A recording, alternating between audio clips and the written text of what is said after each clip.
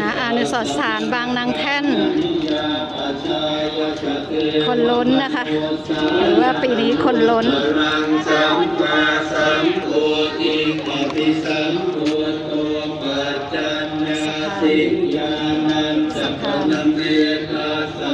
ข้างหลังนะคะ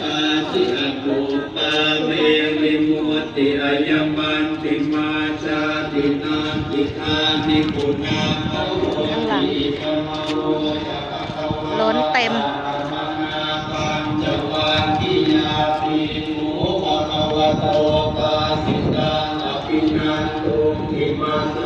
วันนี้มีพิธีกรรมจุดโคมประทีปนะคะณอนุสรณ์สถานบางนางแท่นสาธุชนวันนี้คนเยอะนะคะ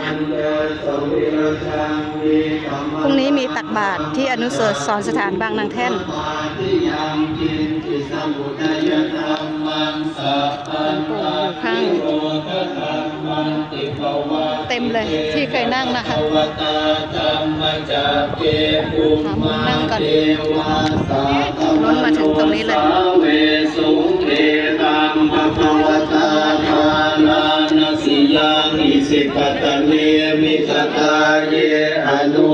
ฝากทุกคนนะคะสาธุค่ะ